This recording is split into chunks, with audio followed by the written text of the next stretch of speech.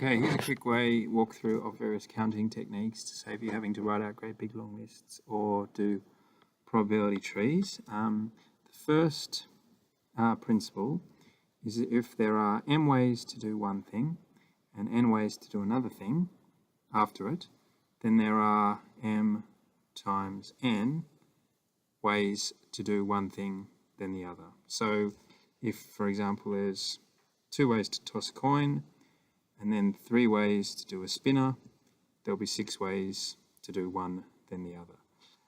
So heads, tails, 1, 2, 3, 1, 2, 3, there are the 6 ways. Now, so that's the first thing. Second thing. Now, using that principle, if you had a collection of things, so for example A, B, C, D, and you're interested in how many ways there were to write them in order, then you can imagine it as an example of that, where you are filling particular positions on the page. Now this little device of the boxes looks like they are boxes in which I'm going to write the A, B, C, D. And that, sure enough, is possible. I can write the A, B, C, D into these boxes. But what these boxes are really for is recording these numbers here. So imagine I was writing A, B, C, D. Well, there are 4 positions to write the letters, which I'll put in these little eggs. So how many ways are there to fill this first letter? Well, it's 4 ways because I've got 4 letters to pick from. How many ways are there to fill this second position? So there'll now be 3 ways because they've got there's one fewer things to choose from. There used to be A, B, C, D, and now there's just A, B, C or B, C, D. What you had before minus whatever you go put in the first position. To fill your third position, there'll now be 2 ways. And then finally, for this last one, there'll just be 1 way. So the answer is 4 times 3 times 2 times 1. And that is how many ways there are to write A, B, C, D in a row. There's a very famous expression for this. It's called the exclamation mark or factorial. It's on a calculator. It literally just means writing a product from this number down to 1, which obviously arises in this example here. Now, okay, so that's the second thing, how many ways there are to write things in a row. Now, if you are writing things in a row with repetition, then by all means imagine writing these in a row. There will be 9 factorial ways of writing them in a row. So imagine 9 of these boxes. There'll be 9 choices for the first box, 8 choices for the second box. This is assuming that you're using letters up, which obviously you would be if you're arranging them in a row. So it'll be 9 factorial. However, because you've got repetition, you are needlessly shuffling through various unnecessary combinations. So how much time are you wasting on the A's? This much. How much time are you wasting on the B's? This much. How much time are you wasting on the C's? That much. And so what we've written there is the number of ways of arranging 9 letters in a row when they're in 3 groups, 2 in one group, 3 in another group, and 4 in that final group. I should have pointed out, by the way, up here that this button on the calculator even works with a 0. If you put a 0 with an exclamation mark next to it, the calculator will just give you a 1. Obviously, you can't arrange nothing in a row. This is just a little feature of the way the calculator works. So that's the third thing. Now the fourth thing is, let's say you weren't just arranging things in a row, but you were also picking from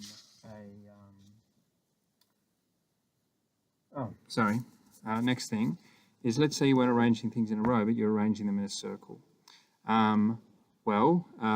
If you're arranging 5 things in a row, it'll be 5 factorial.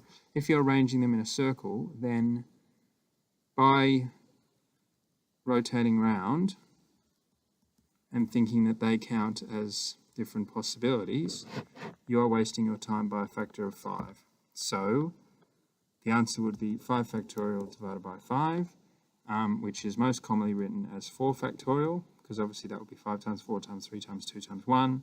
Divide by 5, you may as well have just started with the 4 and gone 4, 3, 2, 1. And so therefore, the number of ways to arrange n items in a circle is this.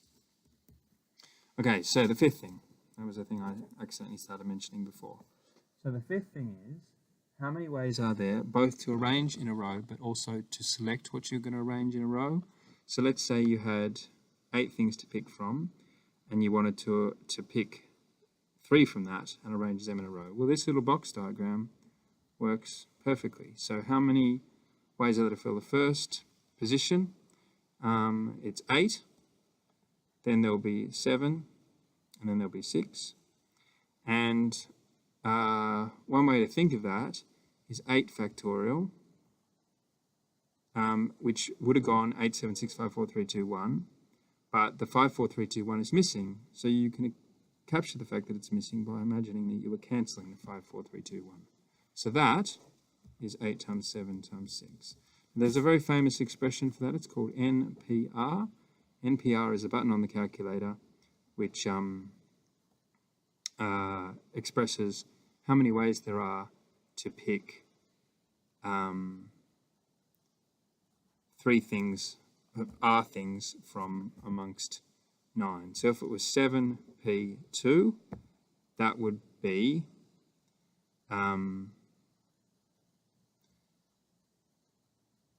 7 over 5, both with exclamation marks over them. In other words, the formula for this is put an exclamation mark after this in the numerator. So in this example, and then put an exclamation mark after the gap between this and this in the denominator. And that is your answer. Now, by the way, that's what you get when you just pump this through a calculator. If you just literally type that on the calculator, it will give you the direct answer. Okay, now, sixth thing. Sixth thing is, if you don't care about order, just how many ways are there to arrange groups. So if I say you've got 5 people to pick from, how many ways are there to pick 2 of them? And there's a button on the calculator for that. It's called the C button. So this is the number of options you have, and this is how many things you're picking each time. It's nothing to do with order. This just tells you how many groups you get. So for example, if you had 3 to pick from and you're only picking 2, then there must be 3 ways, because each time you pick 2 things from A, B, C, for example, it's basically just leaving 1 thing out. Now, because every time you make a pick, you not only do your pick, but you also leave something out, you can always switch between this and a smaller version of that number, just whatever it takes to add up to this with that. So 10C8, for example, is 10C2. 100C91 is 100C9, because every time you make a pick of 91 for a group from 100, you also form a group of 9, because they're the ones that you leave out. Now, again, this is a button on the calculator. The formula for it, which is useful to know in case you have to apply it algebraically, is an exclamation mark after that top number and 2 factors in the denominator, 2 written factors. Put an exclamation mark after this and an exclamation mark after the gap between this and this.